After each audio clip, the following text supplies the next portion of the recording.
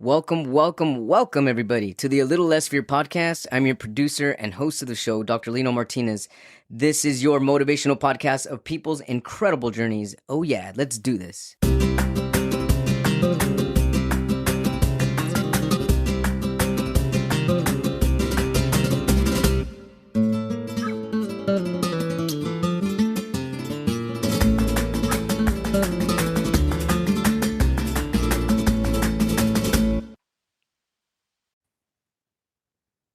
Welcome back, everybody, to the A Little Less Fear podcast. Today, I would love to welcome Lisa Woodruff, is the founder of Organize 365, a multi-million-dollar company she built after making the bold transition from stay-at-home mom to entrepreneur at 40.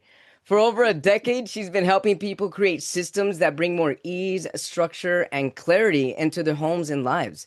She's also the author of the upcoming book, Escaping Quicksand, where she shares her personal journey of learning to prioritize herself while raising a family and building a business, shifting her mindset, habits, and ultimately her entire life. Lisa, I'm really excited to have this conversation, especially because of what you're speaking about, prioritizing yourself. I believe this hits deep for many people. What does that mean? What does that mean for you? Let's rock and roll. Oh my gosh. Thank you so much for having me. And I'm super excited about this conversation because you really understand what it means to prioritize yourself. And so many times when I start to talk about, like what is self-care and how do we prioritize ourselves, especially women think about, no, I can't do that. That's too selfish. And so I'm really excited to really deep dive into what does it mean to prioritize yourself for your own health and wellness so that you can support others. Something you just said right now that really, and thank you so much for that. Something that you just said right now that just kind of gave me a light bulb here is that a lot of people tell you, I can't do that. I can't prioritize myself because it's selfish. Mm-hmm. Yeah. So I'm getting my PhD. I'm almost done. I was in a development. Thank you. So excited. So I was in a development class and my undergrad is in early childhood development. So I've studied, Piaget and all the childhood development. And I'm 54. My professor is probably in her late 30s. And I was like, so where is menopause in the development scale? And she's like, it's not a stage of development. I'm like, pretty sure it's the inverse of puberty. So it's got to be like a development. No, turns out it's not. In psychology, it's not a developmental stage. There are only two psychologists that have ever studied adult developmental stages, and they were both men in their 50s, so they didn't include it. And I was like, okay. So I kind of zoned out. I'm just going to not lie. I zoned out because I was like, okay, this isn't really relevant to my life, and I'm still swirling from the fact that science doesn't think that menopause is a phase of life that we go through, a developmental phase of life that women go through. And I got this picture of the St. Louis Arch in my head.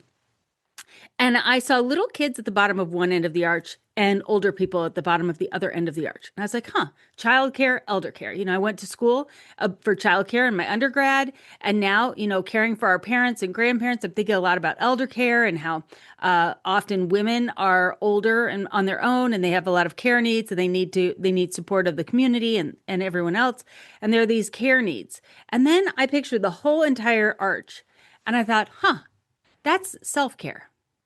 Self-care is from 18 to 88 when you are in charge of your own care. Your parents aren't caring for you or somebody else isn't caring for you. You are caring for yourself. And I was like, wow, if self-care is us caring for ourselves before we need somebody else to step in and care for us, that's way more than a spa day or a bubble bath. What is that? And that's what I really started to press into. What is self-care? At first, I didn't want to press into it because I was like, that's selfish. I'm thinking about me. I shouldn't be thinking about me. I should be thinking about everybody else. Why do we feel that way? Why do we think that? So, Lisa, you also went through that yourself? Well, I mean, I prioritized my kids when I was a stay-at-home mom. I prioritized the household when I started the company. But when I went to get my PhD, I kind of just said to all of the adults now in my family, I'm getting a PhD. And my husband's like, why? I was like, because I want to. He's like, well, you're not going to earn any more money. I said, no, as a matter of fact, it's going to cost me money. He said, what are you going to do with it? I said, I'm going to pay for my own research and try to get it published. He's like, why? I said, because I want to.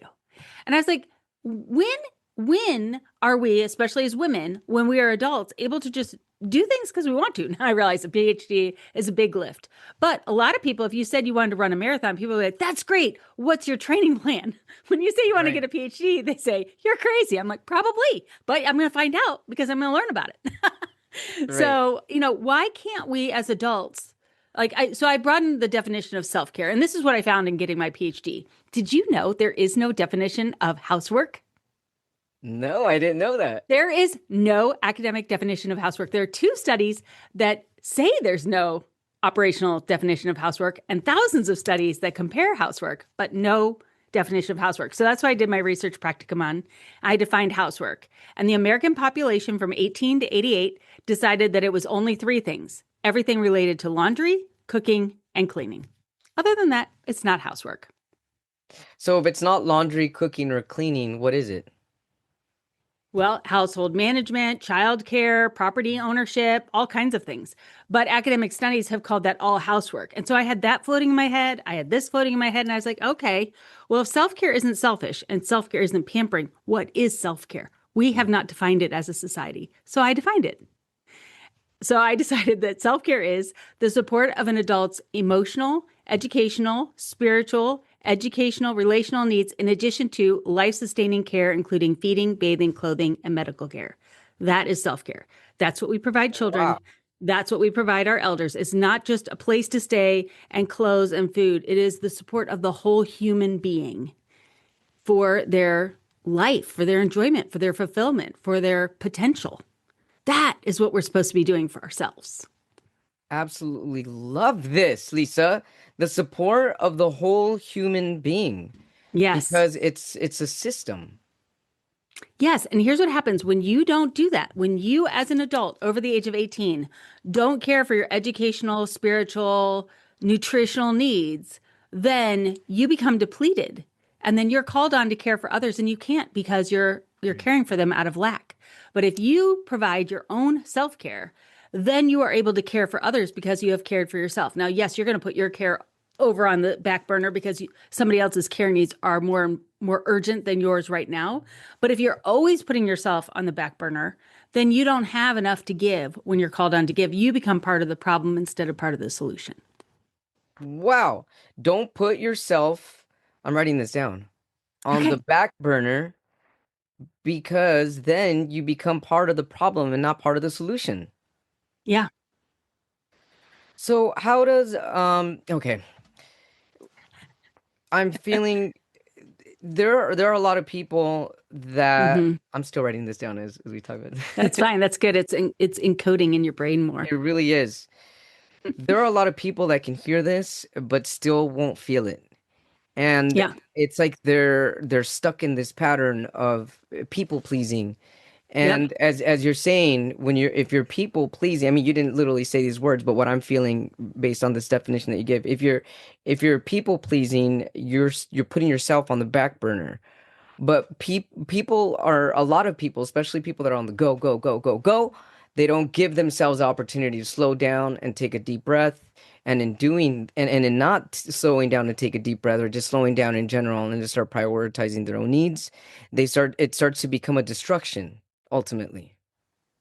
Yes. And I think, just observationally and talking with my friends, this is not scientific study right now. What I observed and experienced personally was until the age of 40, you just keep going. And you're like, okay, I've got to do this. I've got to check this off the box. This would make me a good person. This would make me a good child. This would make me a good parent. This would make me a good employee. This is what I see other people doing. I'm just going to try harder, do more, stay up more. And you go until you get to about that age of 40. Sometimes it's a little before, a little bit after. But around that 40th birthday, you finally go, to what end? To what end am I doing this? Like, I hope to live to be 100. I'm like, I'm not living 60 more years this way. Like, when I was about to turn 40, I had 3 outfits in my closet that fit me. I was eating leftover chicken nuggets and French fries. Like, I wasn't giving myself the proper nutrition. I wasn't giving myself the proper sleep. I wasn't doing anything for myself. I was giving to everyone around me, and I was failing in every single thing I was doing. The only thing I was doing well was teaching. At least I thought I was doing teaching well. And then my administrator called me into her office for a meeting, and she told me I wasn't a very good teacher. Now, whether I was or wasn't a good teacher really isn't the point. at the age of 39, if my administrator didn't think I was a good teacher, why was I giving all of my energy and attention to that job when I definitely was not a good wife, was not a good mother, was not a good household person, was not taking good care of myself? Like, why was I giving all my energy to that if it wasn't even being appreciated for what I was doing? And I don't know, I was very negative at that time. I was very reactive. I was very overweight, very depressed. Like I still think I was a good teacher, but maybe I wasn't meeting her expectations of what a teacher is. Or just as I'm feeling into this, I just feel that a lot of people tell us things to bring to our attention for self-growth. So maybe she needed to tell you that to push you towards Right. ultimately where you are now. Yes, I definitely would not have quit teaching. If she said, "Hey, let's work on these things," or if she said it any other way, I would have like doubled down. But the way she said it, I was like, I'm out. So then you quit teaching, and what happened after Yeah. that? So I quit teaching. It was a Thursday night. I came home. I said to my husband, I'm going to quit teaching. He's like, whatever. He's like watching Thursday night football. I was like, no, I'm really doing it. So I type up the letter. I give it to him and I said, read this because I'm quitting my job. And he's like, sounds good. So the next day I come home from work. I'm like, I did it. I quit my job. He goes, well, you better do a direct sales thing. You're pretty good at that because I've been in like a gajillion direct sales companies. And I did start another direct sales company. Actually, I was in 5. But I also realized that, I am a 4th generation female college graduate, and all of those women started their own businesses. My mom started a business in our basement when I was in 2nd grade and sold it when I was in 8th grade. Like entrepreneurship is in the female lineage of my family. And I kind of knew it was time to start my business, but I had no idea what it was going to be. And I knew it was going to be unique. Like I had a feeling it was going to have employees and it was going to have intellectual property. And I was going to create something that hadn't existed before. So how do you know how to get started on something like that? But I knew about SEO and keywords. So I named the company Organize 365 and started a blog and just went from there. I knew it would be organization related. That's all I knew. And when you started the blog, what were you blogging about?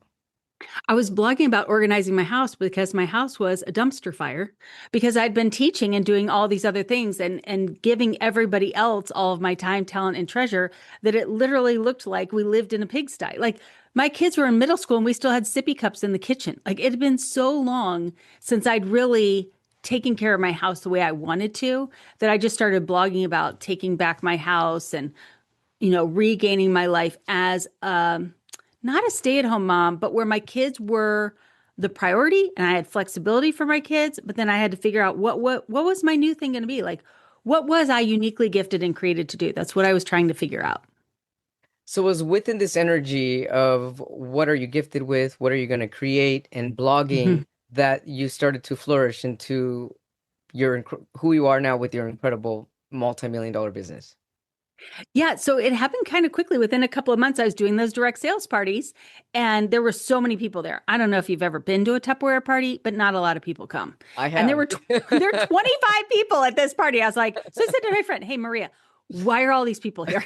And she said, "Well, everyone wants to know what a professional organizer has to say." I said, "I'm a professional organizer." She goes, "Of course." I didn't know that. I didn't know what that was. So I started organizing people's homes. And that was great because it was a service job and I loved doing it, grew a team. But quickly I realized that people were getting organized because I was teaching them how to get organized and they would cancel my services and finish on their own. I was like, that's it. That's the unique thing. I'm a teacher who is organized and I could teach you the skill. So that's when I started the podcast 11 years ago. And I was like, okay, I'm going to teach this skill through a podcast. So you're not looking at my kitchen and thinking, oh, I wish I had a bigger kitchen, or I wish I had those counters, or thinking those thoughts. You'd be hearing me as a teacher or a coach in your ear while looking at your own space and then getting it organized that way. That's really incredible. I mean, it's fascinating the way it all just blossomed. And then it goes on from there. I think that so the mission of Organize 365 is to help you get organized so you have more time and then wrestle with what you're uniquely gifted and created to do. As you keep pressing into your uniqueness, like with you, with the poems and matching your clients with their colors, and like you have such uniqueness in how you do your podcast. And the more you do it, the more that uniqueness is going to show through.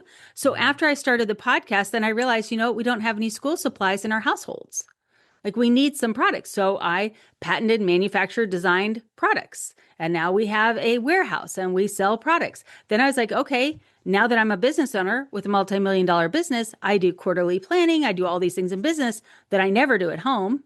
But our households are 68% of US GDP, so they're obviously a business.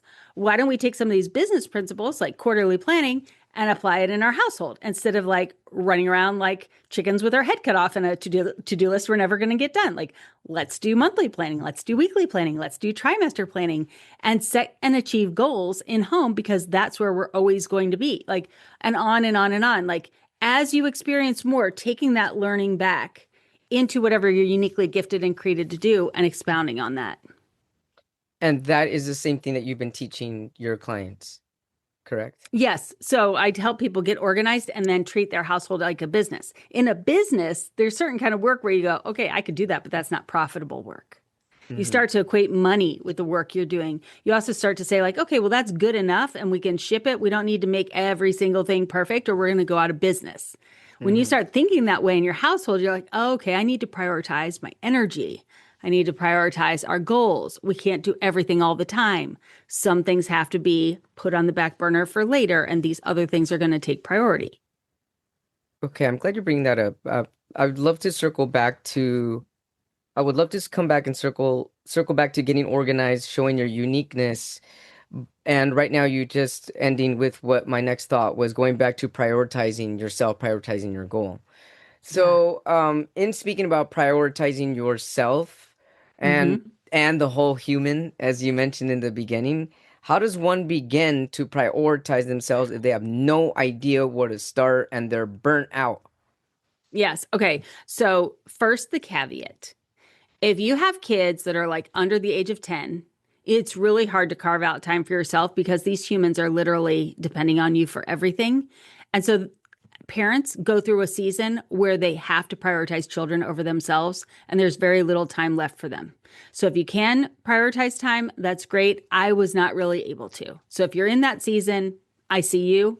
And if you find space, great. If not, just know your time is coming in the future. For the rest of us, which is most of us actually, how do you prioritize yourself? It's very uncomfortable for yourself personally and definitely for your family because they've gotten really used to you not prioritizing you. Right. And so like, wait, what? You have needs? No, you're just mom. You're just wife. You're just whoever. Like, you're the one that's supposed to do all this work around here. I don't want to do all this work. So I'll give you a funny example and then I'll give you a practical example. Sounds good. So the funny example was, I told you when I was 40, like I was fat and I was depressed. I didn't have a lot of clothes of it because I was eating fast food all the time because I was in the car 25 hours a week and I didn't have any time to make meals. Also, I'm a terrible cook. So anyway, the kids were now, I'd already started the company. The company was starting to grow. Now the kids were in high school. I'm driving them to 2 different schools and I'm driving to my professional organizing jobs. And I'm buying food at the grocery store that we're not eating because I'm always getting fast food for myself and my kids. So I come home from work. I said to my husband, I said, I don't go to the grocery store anymore. And he was like, how is food going to get in the house? I said, well, you have a credit card, you have a car, and you know where the grocery store is. And he was like, you're not going. And I haven't. Like, it's been a decade. I don't go to the grocery store. As a matter of fact, he tried to take me once. It was hilarious. I bought a plant. I was wandering over in some aisle. He was like, you can't handle it. I was like, he can't. I cannot handle a grocery store. I just can't handle a grocery store. And now I order my food online and I have a nice nutrition plan. I've lost a lot of weight. But at that time, there were so many things on my I should do list. And definitely as the household manager and the mom, going to the grocery store is probably one of those things. But I just abdicated the whole entire thing. Like I didn't say, could we like share the meal planning or you do one day, I do that. I was like, I just don't shop, which meant I don't meal plan. I don't cook. I don't clean out the refrigerator. I don't do any, like I just dropped it like a hot potato. So I don't know if you should recommend that or not, but that is one option. Like if there's something like you just dread doing and it's kind of optional, just tell your partner or just tell yourself you're not going to do it. Another way to prioritize yourself, because when I hear prioritize yourself for self-care, I think of other things like the spa and stuff like that. But these options of the things that you truly, truly want to do or enjoy doing or really don't enjoy doing, like just don't do it. Yeah, so along the same lines, maybe a more gentle way to do this or a more humane way to do it than how I did it to my husband would be what I counsel people to do now. Like, they're like, I don't even know how to put myself on the list. Okay, so thinking back to when I was in my 40s, I prioritized my kids' nutrition. Like, we have grandchildren living in our house. I would never take the 4-month-old baby and be like, sorry, I'm not buying formula. You're just going to have cow's milk. No, obviously, you have to buy the formula for the baby. And our grandson is allergic to eggs. So I wouldn't be like, sorry, you're just going to have an EpiPen every day because I'm making eggs today and you're going to have eggs. Like, I prioritize their nutrition needs based on their needs. So why don't we do that as women? Especially in your 40s and 50s, ladies. It's not like we can eat the same food at 50 that we can eat at 40. Like, you literally can't. I'll get a migraine, I'll get a hot flash, and you don't want that. So, like, I have to really look at what I eat, how much protein, how many carbs, when I have alcohol, if I have alcohol, how much sugar content, because it's not worth it to be up in the middle of the night and have the hot flashes and all that. And so my husband will say, "Why aren't you eating everything we're eating?" And I'm like, because I'm a different human. Like, just because I'm not a baby that needs formula or someone who has an allergy where I would need to go to the hospital if I ate it, doesn't mean my nutritional needs aren't different than every single other member in the family. And so I don't take it to the extreme, but why aren't we feeding ourselves with the nutrition we need for the phase of life we're in, especially if you're going through different hormonal changes? That to me seems not only self-care, but like essential. But we as women don't think that. We're like, oh, I won't prioritize it. I'll just eat the leftovers off the kid's plate. I'll just eat something cheap here. I'll just go without. That's Yeah, terrible. it is. It really is. And it's common. I mean, it's so I hear it every day. I hear it all the So time. common. I So really love common. that you're bringing this up, Lisa, because not I've honestly I've never had anyone on my episode talk about eating right, eating well for your stage in life. I mean, how that's incredibly important because everything is, I mean, your hormones are not what they were, as you said, even just 10 years ago. And so you have to feed and give your body the proper nutrition for this particular stage of life. Everybody's stage of And we're going to live longer. Women live longer than men in worse health than men.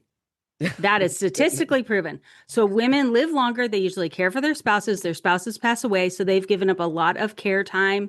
It's really depleting on a woman to do that care. They're not eating as well as they should. They're definitely not exercising. So they live longer, but they are in worse health in those last couple decades of life. That's why I am like doing Pilates like it is my job. Like, I will be strong. I will not fall. Like, and if I fall, I will be able to get back up again. Like, because I just see so many women in my family with weak bones and weak core strength and living a long time, but not physically well.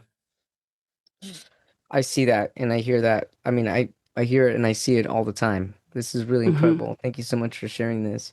And so I wish we could just do an episode on like menopausal or postmenopausal or premenopausal wellness. I mean, that'd be even incredible of prioritizing yourself. I mean, that's part of organizing your life, correct? Yeah, well, it is, and I try not to talk about it too much because I know it's my lived experience right now, but not everyone's. I think that the field is so evolving because, I mean, literally until like, I don't know, 10 years ago, women weren't even in scientific studies. Don't even get me started. So there's so little we actually know. And then also, I think about, as a teacher with kids with ADHD, there's so many ADHD medications and different tips and tricks and strategies you can use. And knowing a lot of people who have ADHD who've done pharmaceutical interventions, there are so many choices, and you have to kind of play around to figure out which one is the one for you with ADHD. The same is true with menopause. Like, some people won't get hot flashes at all. Some people get frozen shoulder. Like, there's so many symptoms, and there's not a lot of research that's putting it all together yet. Although I think AI is going to do it pretty quickly, which is going to be awesome. So I Yeah. think we're in the exploring phases of that. And that is what we should do for self-care. When my children had anything wrong with them, a hang nail, their part was not parted right on their hair, I'm like, research it, get it fixed, take them to the specialist. When we're like, yeah, I can't really walk anymore because like my hip keeps falling out, we're like, but it's okay, I just shove it in and I keep going. Like, we literally have to be laying on the floor and we can't get up before we're like, maybe I should go to the doctor. That's bad, you guys. That is bad. We should at least be Googling. Ask Chat GPT if you should go to a doctor at least. Like don't put off your own health so long that by the time you address it, it is an emergency. Like I said, you must take care of yourself so that you can take care of others. If you're not taking care of yourself and you keep putting it off, then by the time you address the issue, it could be a really big issue. And now you are the person that needs care. Right. Right. Absolutely. What's the number one thing that you feel that you've noticed that people come to you to get organized with or prioritize yourself, or that are, I guess, more in a need your help with? I think people naturally, when they think organization, they think decluttering. So they think I have too much stuff. I just want to get rid of stuff. I think that the equation of decluttering and organizing as one thing really hurts a lot of people because decluttering is easy. And if you keep decluttering when really you need to move on to organizing, you start to get rid of things that you actually want to keep because you don't know the skill of organizing. So I think the skill of organizing is rarely taught, and it is too synonymous with decluttering. They're two totally separate things.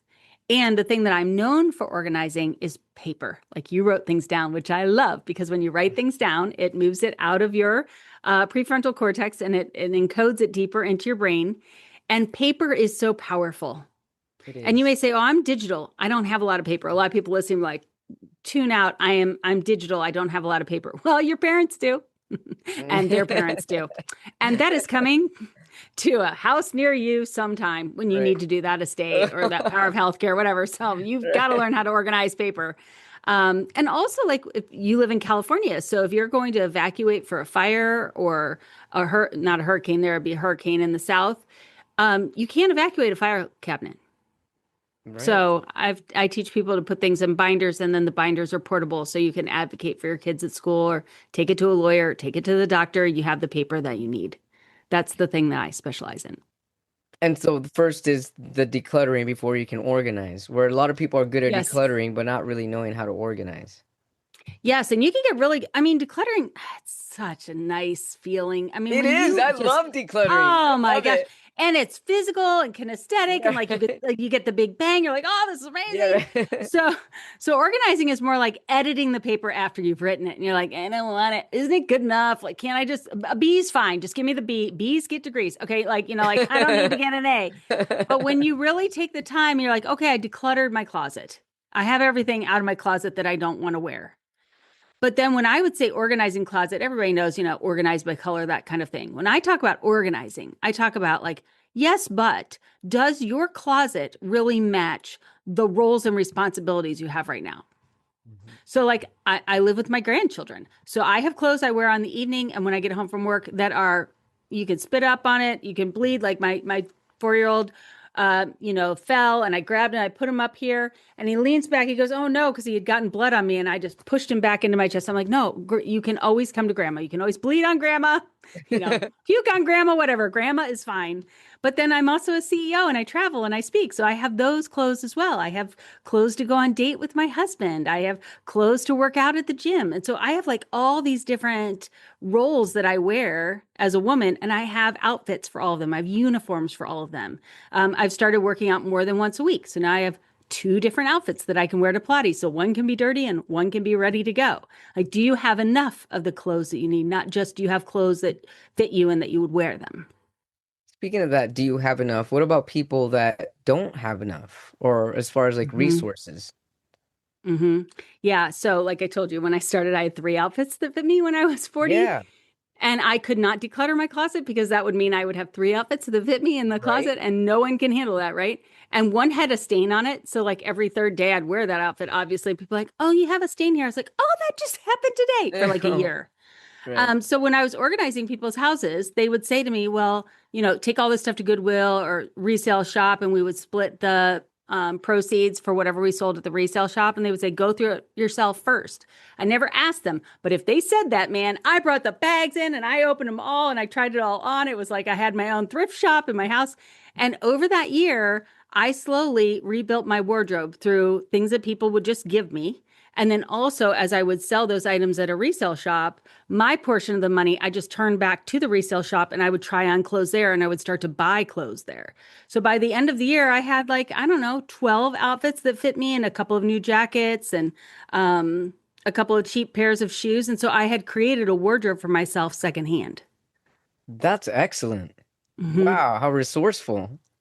Yeah, and I think, people are always donating things. Like I just today, somebody at the office just put some bags in the trunk for my grandchildren. They were cleaning out their closets. And a lot of times, as we declutter, just want to get the stuff out of our homes. If we can give it to somebody who needs it, even better. I Oh was yeah. so blessed. Our kids were adopted. We have a boy and a girl. And there were parents at the kids' school. One had only a boy and one had only a girl. And they just were like, "Hey, I'm cleaning out the kids' closets. Do you want stuff?" This was when they were in younger grades. I was like, "Sure."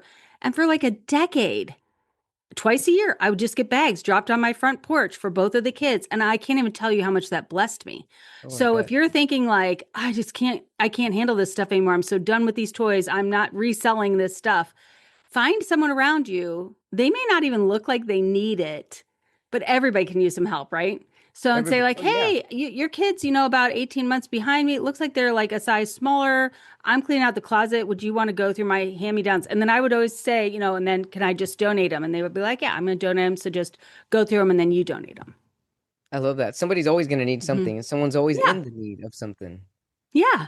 And also, when you give, you receive back. Yeah. Yeah. It's the gift that keeps on giving. I love it. Yeah. We have enough resources in the world. We sure do. And so, I had this vision early on in my business. I have no idea when it'll manifest, but that there should be a place. And there are in Cincinnati, we have so many places that you can go when you're in need to get furniture, to get whatever you need. But to recycle and reuse and redistribute all of these things that we're tired of and we don't want anymore. Like there is Yeah. enough. In our office, we will often say, somebody's graduating from college. We all go through our kitchen. Hey, here's some extra appliances we don't need. And we start the next kid off. Like it's so great when you're in community to just ask or go in those buy nothing groups. There's always stuff in those buy nothing groups on Facebook that you might need. Oh, beautiful. Well, thanks for Mhm. sharing all this. Yeah. Hey, so let's get into your new book coming out, Escaping Okay. Quicksand. Tell us about your book that's about to come out. When does it come out? It comes out June 23rd. Oh, that is coming up. We're looking at Yeah, it's a coming up. month and a half or so. So what made you Yeah. want to write a book? So I've written many books. This is going to be my sixth book. And Wow. well, I'm a teacher. I've got to say, podcasting for 10 years, writing books, all that, like creating content for a teacher. I mean, it's lesson plans. It's not a big deal. Right. So I've written many books on getting organized, and I actually was working with a book agent, and I wrote a book, and then I didn't like it. I wrote another one. I was like, no, that's not really it. And I was like, forget it. I'm just going to self-publish it. And I was like, I'm just going to write what I want to write. And what I really wanted to write was the book that I wish I had when I turned 40. So from 40 to 50, started the company, grew the company, graduated my kids from high school, regained my life. That's the outward what you see, like how you get organized. That's what you see when you come to Organize 365 or listen to the podcast. But how do productive people actually get and stay productive? They don't know. Like it's a lot of small habits and mental mindset shifts that we make over time because you can have two people's houses that are organized and one is calm and relaxed like I am and another one is like running like a duck under the water just trying to keep all that show up, I don't have that energy. I'm just like I could talk to you all day. I have nothing else to do. Like I'm settled in who I am. How did I get that? What are Yes. those mental mindset shifts that I Oh made? And yeah. so I just came up with 10. Like, here's what you see on the outside, but here's what was happening mentally behind the scenes.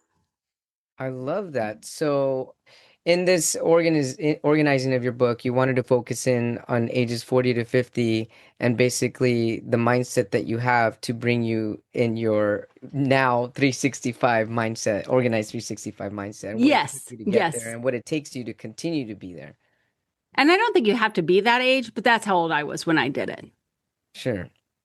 Yeah. Speaking of, you don't have to be that age. You mentioned something before recording, or we were talking about the age of 40. What do Yeah. you feel is significant about 40?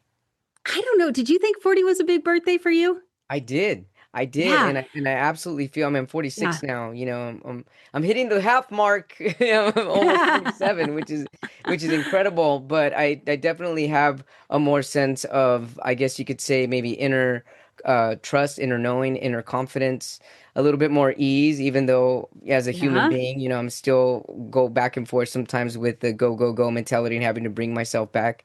And when I say bring myself back, meaning bring myself present.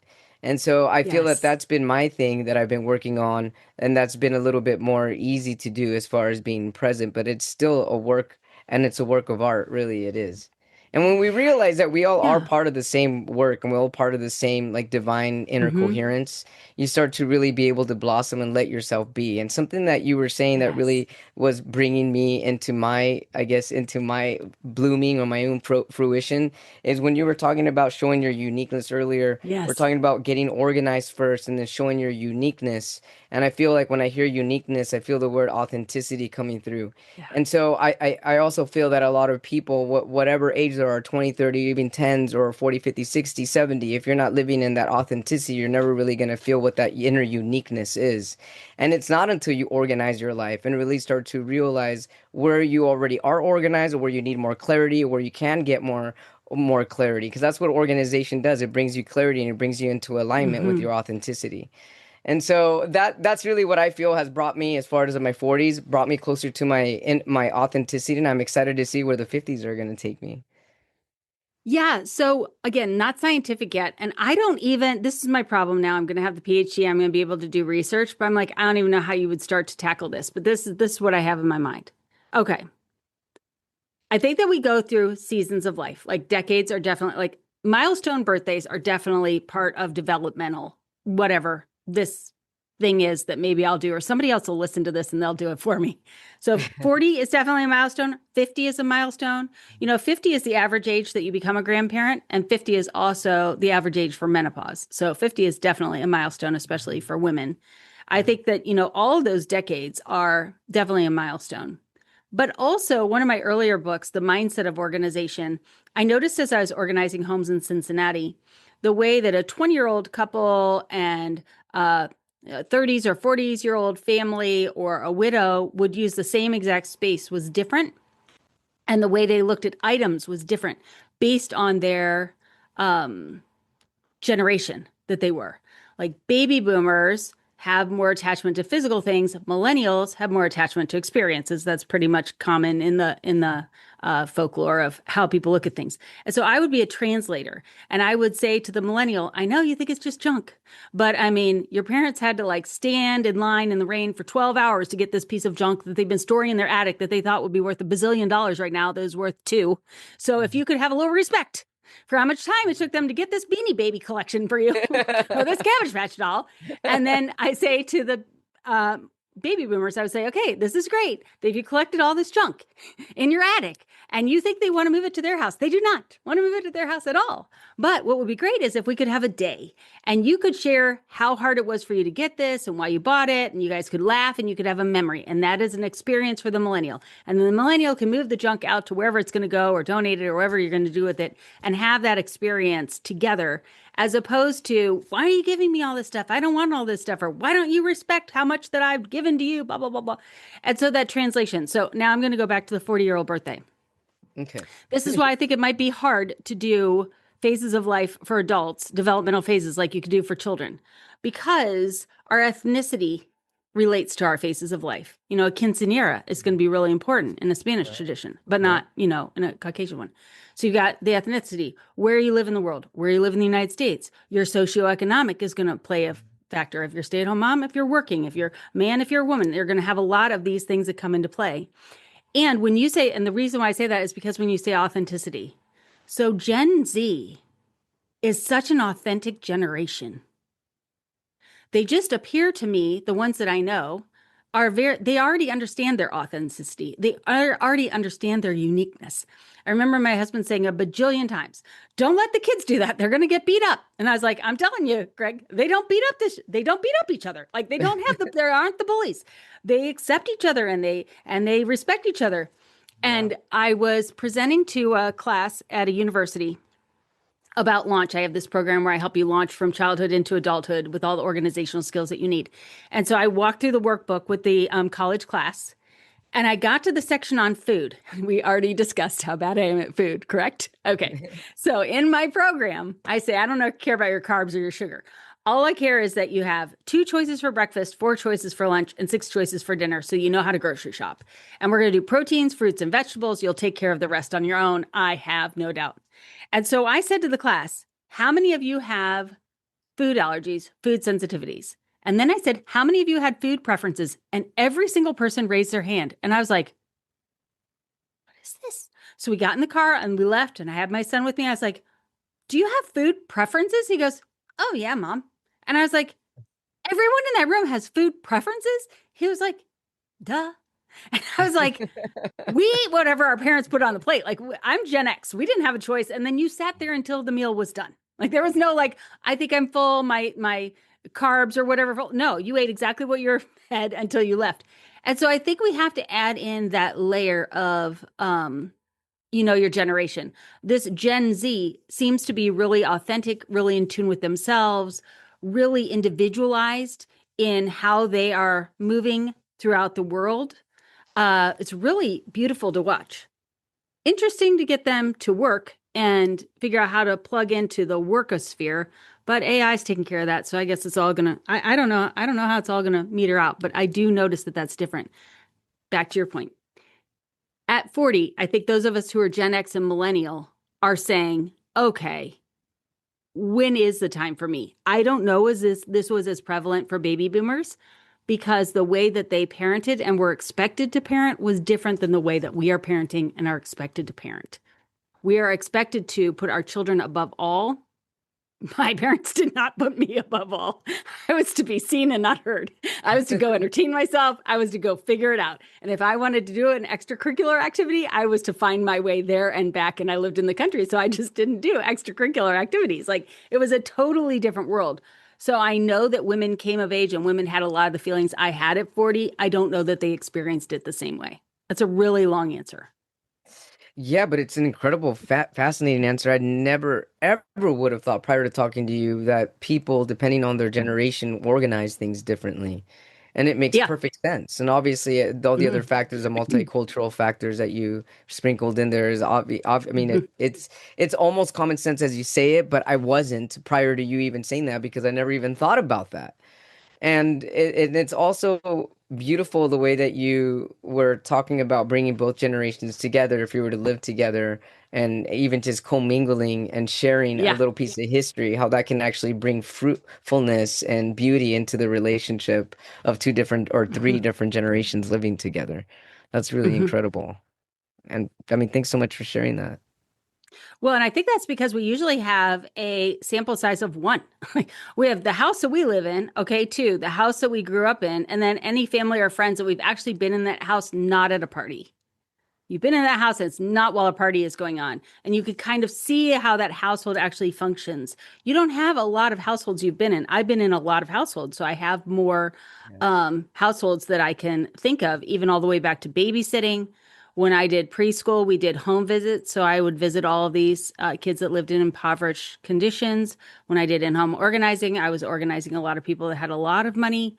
And so I've been in a lot of different households, a lot of different generations. And then through my study with my PhD, studying how different ethnicities experience housework, division of labor between men and women differently. That's amazing. So this Something is else a hard problem to solve because most people it don't have is. a big enough, they're not seeing, they're only thinking about their household. Right. And then the generation's rapidly changing because of technology, and you're bringing in Yeah. this brand Yeah. new, ever evolving, fast evolving generation into an older type generation. And it's like, how do we understand Oh, each other, organize things, and prioritize one another? that Um, is so, that is going to be, I used to think the paper tsunami was going to be the problem, which it is for the younger generation, but you guys will get that figured out and that'll only take you a couple months. The amount of change in technology and the speed of it is really going to hurt people who are older very, very quickly. And I don't think we've really thought about it. So, mm-mm, like when COVID happened and older people could get their vaccines first, the problem was they didn't know how to get in the app to get their vaccine. Do you remember that? I do remember that. So then they had to figure out how to get them to get in the app to get the vaccine to get in line so that they could get it. Um, and now, like my mother-in-law fell and broke her back, and my husband and I were taking care of her. And you think, oh, we need to know all the passwords for all these accounts. No, you don't. Yeah, there's no They're not passwords. set There's up. not There are all no those passwords. There accounts. are no accounts. There are no There's no accounts. Yeah. computer. There's no computer. So I bought her this Tavala oven, which will cook your meals for you, which is great. You have to connect it to the internet. She has no computer. She doesn't know the code to her phone, so we can't download the app. So we can't get the oven to work. I'm like, oh, geez, everything needs a passcode. Everything needs a Yes. something. It's just moving so fast, it's hard for me to keep up with. And I'm only 54. And that may seem really old to some people who are listening, but it's not really old if you're going to live to be 100. Yeah, I'm like, how am I going to keep up? I'm just like, fine, read my face, take my eye scan. I don't care. Unlock the Instagram app so I can scroll it, please. You know what? Take my eye scan. That's hilarious.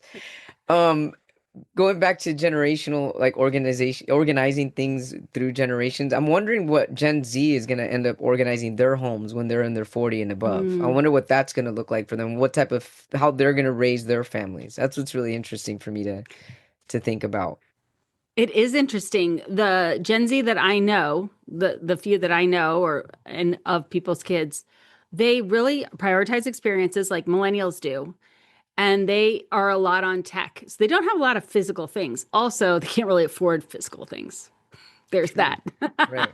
Right. It's just physical things aren't that cheap and there's not a lot of money and everything's so expensive. So, Right. yeah. It's really fascinating, actually. Mm-hmm. So tell us something quick that you can tell us. Oh, wait, something quick. Because I was looking at escaping quicksand, and so I wanted to Yeah. know actually, how did you come up with that title? Oh, yes. Okay. So you could tell that I kind of visualize things a lot, or I have pictures come to me. So as I was writing this book and I was thinking about this 40th birthday and what was it that I was really experiencing, I pictured the 7 years up to my 40th birthday as sliding down into the pit of despair. But what happens is you think you're going to hit rock bottom, but you don't. You hit quicksand and now you're sinking deeper and deeper. And I think we all get to that point in our life where we're like, we've said yes to too many things and we don't know how to say no. We don't know how to get out of it. And now, like, every time we struggle, we feel like we're sinking deeper and deeper. And at some points, we think that our life just might swallow us whole. And that's how I felt when I was turning 40. We were out of money. We were out of all kinds of things. And I just wanted somebody to save me. I wanted somebody to reach down and pull me out of the quicksand and save me. But in my mind, when I looked around at all my friends who were also 40, they were up to their neck in quicksand. Hmm. So we couldn't save each other because we were all stuck in the same quicksand. The only way to get out was to pull ourselves out.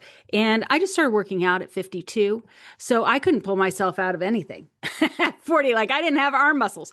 So I had to grow the arm muscles. Then I had to pull myself out. Then I had to, clean up my house. And like, it is a decade of really saying, okay, is when you really start hashtag adulting. Like, obviously you've been an adult for 18 years at that point, according to the law. But it's when you really go, oh, I have to be power of healthcare for my parents. Oh, I have to still pay for this mortgage that I signed up for when I was 25. Oh, like some of those things really catch up to you in your 40s. You're like, okay, I got to start saying no to some things. I got to start reorganizing things. I can't keep putting myself on the back burner this long. I've got to like at least pull myself forward in some areas of my life and really rewriting that script of your next, 40, 50, 60 years. That's amazing. Rewriting the script of the next 40, 50, 60 years. Yeah. That sounds intense, right? Yeah. And empowering. Yeah, definitely Yeah. empowering. Especially because Yeah. there's a different mindset that we didn't have before. So you're Right. obviously just born and it's like you just kind of just go with it. But now we can actually be Yeah. intentional and create more or be more aware of our creation. Mm-hmm. Exactly. Great. Well, hey, I've got a poem to share. I'm so excited. I have been waiting for this. I'm like, oh, I hope you give me a poem. I cannot wait to hear the poem. Okay, here it goes. And this is dedicated to this. And this is really brought about feeling the energy of prioritizing yourself and kind of what it takes somebody before we actually are able to get up and prioritize ourselves, whatever that means to the listeners, the watchers, and our viewers. But here it goes. Although we've heard you can't teach an old dog new tricks, these beliefs ingrained weigh like a ton of bricks. But when flexibility is accepted, there's no room for self rejection. For it's in the moments of challenges, for it's in the moments of tears and heartache, that change is occurring, a new type of break. And in this break, where the stillness grows, is where you'll find that even a storm can show that the sun will shine again and again and again, and even through sleet and snow. In the end, you'll discover the secret was already known. We were here to thrive, not just to survive. And that's I it. love it. So cool that you do that. It's such a gift. Thank you so much. And thank you for sharing your gift with our audiences in the world. Tell us about your podcast. So the podcast is called Organize 365. And I'm on Instagram at Organize365, and the website is organize365.com. Everything's Organize365.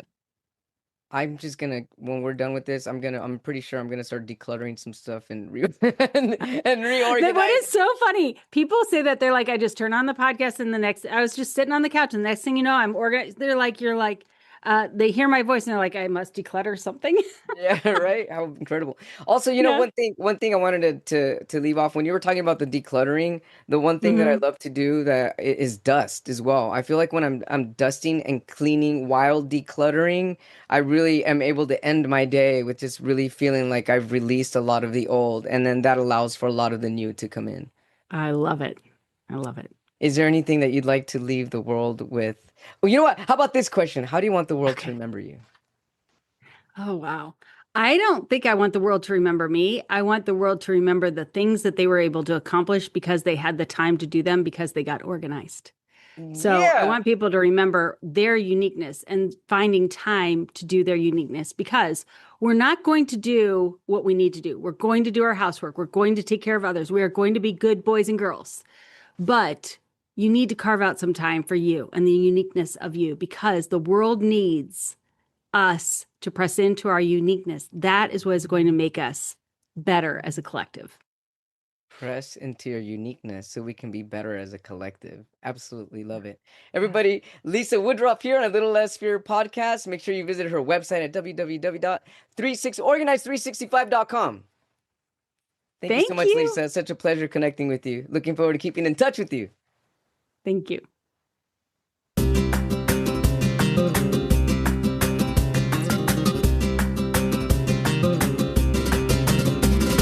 Thank you so much, everybody, for tuning in to A Little Less Fear podcast. If you haven't yet, hit that subscribe button. Tell your friends and your family about A Little Less Fear podcast. And if you are interested in being on my show, feel free to leave me an email at alittlelessfear@gmail.com. Or if you have any questions or comments and you also want to leave me an additional message, you can also do so from my website, leaving an inquiry at www.alittlelessfear.com. You can get a copy of my book on Amazon, Amazon Kindle, and Amazon Kindle Unlimited, also titled A Little Less Fear. And thank you so much, everybody. I really appreciate all the support. Leave me a review if you get a chance. I love to receive feedback, questions, and comments. And any way that I can be of support to you, please let me know. Thank you so much. I love you. Wishing you love, light, happiness, and many blessings your way.